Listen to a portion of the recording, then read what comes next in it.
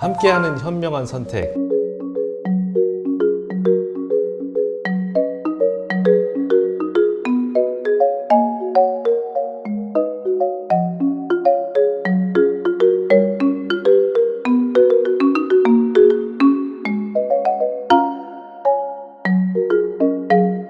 안녕하세요. 안녕하십니까. 환자들과 치과의사가, 치과 의료진이 어떻게 같이 정말 현명한 선택을 할 수 있을까 고민을 하고 있습니다. 여러 가지 고민을 담아 프로토콜도 만들고 있고 환자한테 어떻게 설명할지 고민하고 있는 바를 여러 영상으로 만들고 있거든요. 그래서 오늘은 공유 의사결정이 대체 무엇이야? 그거에 대해서 좀 알아볼까 해서 전문가이신 김준혁 교수님을, 제가 전문가라고 하면 전문가입니다. 오늘의 주제는 환자를 위한 의사결정, 치과의사를 위한 의사결정. 근데 이게 정말 환자를 위한 결정일까? 치과의사를 위한 결정은 아니야? 고민이 있을 수 있거든요. 그래서 이제 그 제목으로 이야기를 나눠 보겠습니다. 예. 네.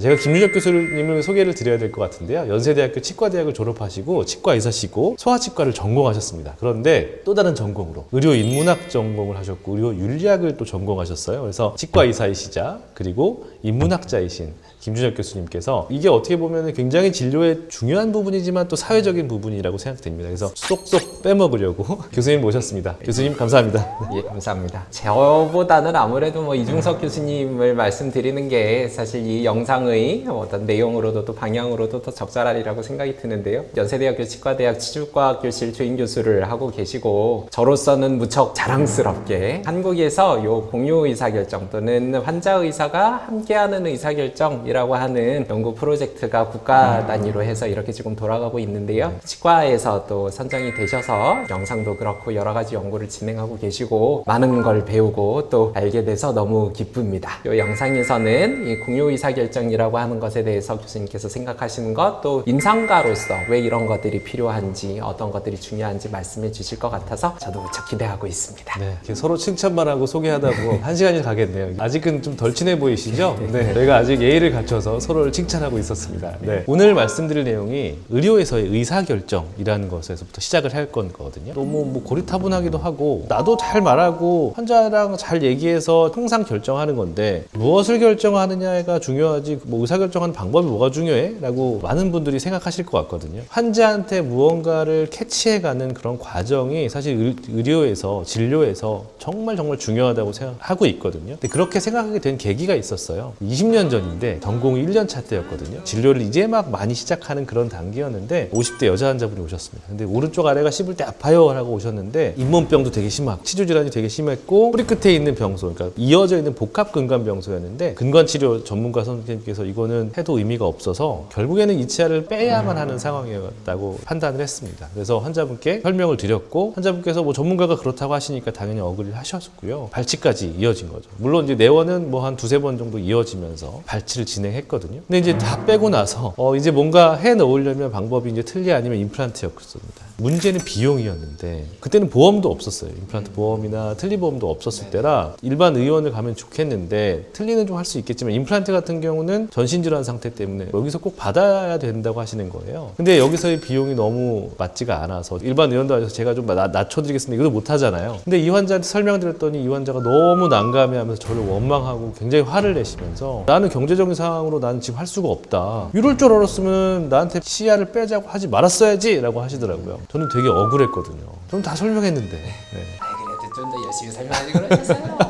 사실 되게 억울합니다. 저는 정말 많이 설명했다고 생각했고요. 그분이랑 저랑 생각하는 바가 되게 달랐구나라는 생각이 사실 들었습니다. 그렇죠. 사실 의사들랑 환자랑 세계를 보는 방식이 다르다라고 좀 생각을 하는데요. 특히나 치과 의사는 이 치의학적인 지식으로 이 세계의 여러 가지 것들을 짜 맞춰서 이해한다면 환자는 당연히 그런 걸 모르기 때문에 그냥 일상적인 경험에 비추어서 또는 자신이 그냥 가지고 있는 기본적인 어떤 접근 방식으로 내 입 아픈 건 이런 거고 그냥 이렇게 생각을 할 거잖아요. 그 농담처럼 제가 억울하다고 하긴 했지만 뒤통수를 한 대 맞은 듯한 느낌이었거든요. 상황은 되게 안 좋았어요. 있어요. 그분이 불편하다고 얘기했던 걸 해결할 수 있는 방법들이 없어서 빼고 다시 임플란트나 이런 걸로 하는 게 맞는 상황이었는데 사실은 흔들림이 없었거든요. 그분은 분명히 어느 정도는 씹을 수 있었지만 계속 불편하게 씹었겠죠. 그것만 해결해야지라는 목표를 두고 보니까 조금이라도 씹을 수 있었던 걸 아예 없애버렸던 거예요. 저는 그거를 왜 캐치하지 못했을까? 내가 그걸 안 했을 때 분명히 뭔가 다른 문제가 생길 가능성이 있지만 아주 큰 위험도가 아니고 자주 생기는 위험도가 아니니까 조금 더 유지하면서 할 수도 있었던 건데 그런 선택권조차가 없었던 거죠. 비용이 없을 수도 있지만 시간도 없을 수 있고 되게 복잡한 일들 많잖아요. 맞습니다. 사람에게 치아가 제일 중요한 것도 아닌데 제가 그 부분을 간과한 건 맞았다라고 생각이 들었거든요. 그래서 그 뒤로는 정말 그런 것들에 대해서 신경을 쓸 노력을 하나 그래도 여전히 놓치는 게 많을 거라고 생각을 합니다. 그 사례에서의 결정도 환자를 위한 것이었을 텐데요.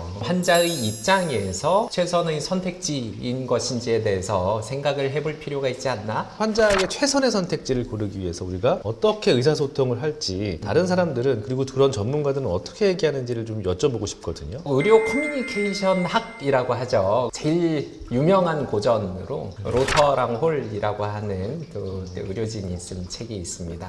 Doctors Talking with Patients, Patients Talking with Doctors라고 하는 책인데요. 번역어가 없어가지고 보건의료 영역에 참 의사소통이 중요한데 지금까지 좀 잘 안 됐다 또는 문제가 있다. 그래서 이걸 바꿔야 되고 그러기 위해서는 몇 가지 점을 좀 우리가 생각해 봤으면 좋겠다. 그 이후에 벌써 거의 한 20년이 지났지만 여전히 계속 우리가 체크해야 된다. 간단하게만 말씀드리면 커뮤니케이션이라고 하는 것은 환자가 자기 질환에 대해서 이야기를 하는 것이고 의사는 그 질환에 대한 이야기를 듣는 것이다 라고 하는 거고요. 또 환자는 자기 삶 또는 자기 신체 그리고 삶의 질에 대해서 이야기하고 잘 알 수 있는 전문가로 여겨져야 한다는 것입니다. 커뮤니케이션이라고 하는 것은 환자의 마음과 환자의 지금 경험하고 있는 그 질환의 신체적인 그 경험을 연결할 수 있어야 한다는 것이고요. 의사는 그런 환자에게 자신의 의학적인 전문성에 따라서 정보를 명확하고 적절하게 전달할 수 있어야 한다는 것. 커뮤니케이션은 지식, 정보라고 생각하지만 감정 표현 또한 무척 중요하다라는 것도 지적하고 있었고 환자와 의사는 서로를 평가하고 그에 맞는 방식으로 반응해야 한다는 이야기도 하고 있었습니다. 마지막으로 어떤 역할, 가정, 기대 서로에게 어떤 것들을 원하고 있는지를 우리가 알고 들어가야 서로 더 편안하게 이번 진료에서 나아갈 수 있다라는 이야기를 하고 있었는데 20년 됐기 때문에 사실 이런 내용들이 알게 모르게 지금 반영이 되고 있습니다. 저희 그리고 이런 쪽으로 흘러왔어요. 하나는 좀 아직 어색한 내용들이 있는 것 같습니다. 환자를 전문가로 여긴다라는 표현은 좀 어색하게 들리지 않으시나요? 계속 생각해봐야 되는 거긴 한데 자기의 삶에 대해선 전문가다. 아, 그럴 수 있겠구나. 내가 이 환자에 대해서 전문가로 따로 인식을 해줘야 되는구나. 이거는 정말 저한테는 약간 충격적이었어요. 치과 의사로서 치의학 그리고 구강질환에 대한 전문가지만 환자의 삶이나 아니면 심지어 환자가 지금 그 고통을 어떻게 느끼는지에 대해서는 알기 어렵잖아요. 의사로서 저희는 환자의 상태나 통증을 그냥 예단하거나 지레짐작해서 뭐 내가 전에 본 케이스 뭐 이러니까 치료 계획은 이렇게 하는 게 좋아 라고 말씀드리는 경우가 많지 않은가 라는 생각을 저는 하게 되는데요. 상대방의 얼마나 아픈지는 알 수 없다. VS 스케일도 쓰고 하나도 안 아픈 거에서 가장 최악의 고통이는 뭐 몇 점이세요 뭐 이런 것도 물어보고 다 하지만 그 척도의 내용은 기본적으로 주관적이잖아요. 최악의 고통은 저도 다를 거고 다 다를 거란 말이죠. 지금 이거 아프시면 뭐 이 정도 아프시겠지 라고 이야기하는 것은 좀 문제가 있지 않는가 하는 생각이 듭니다. 아무리 치과 의사들이 전문가라고 하지만 너무 쉽게 속단하는 경우도 있는 것 같아요. 엑스레이 상태에서 어떤 상태를 보면 이 상태는 분명히 이 환자가 굉장히 아플 거야, 굉장히 힘들 걸 쉽게 생각하는 경우도 있거든요. 이거는 너무너무 안 좋겠고 힘들 것 같고 당장 뽑아야 되겠는데 싶은데 나는 이거 보기도 쉽는데 그거를 환자분 말을 다 따라가서 이거를 다 유지하는 게 좋은 경우라고 할 수는 없겠지만 이 환자의 의견에 대해서 귀 기울이지 않고 내가 전문가니까 이건 무조건 아픈 거야, 너 아플 걸? 이라고 하는 거는 적절하지는 않은 것 같아요. 정말로. 그 지점이 치과에서 의사결정을 한다라고 했을 때 출발점이 아닐까라는 생각을 해보게 돼요. 치과 의사로서의 전문성으로서 나아가고 이거는 당연히 존중받아야 되고 무척 중요한 부분이잖아요. 환자는 자신의 전문성을 가지고 치과로 온다. 자신의 경험, 자신의 삶에 대해서는 그게 만날 때에 의료적 의사결정을 할 수 있는 게 아닌가. 그래야 사실은 환자분이 존중받는다고 느낄 것 같아요. 그러니까 내 몸을 맡겨야 되는데 나는 몰라. 이 사람은 더 많이 알아. 관계 자체가 되게 갑과 을의 관계가 되기가 쉬운데 나는 의료 전문가, 당신은 당신의 전문가라는 관점에서 서로 동등하게 얘기할 수 있다면 존중받는다고 느낄 것 같고요. 그 의사를 따라갈 수밖에 없을 것 같아요.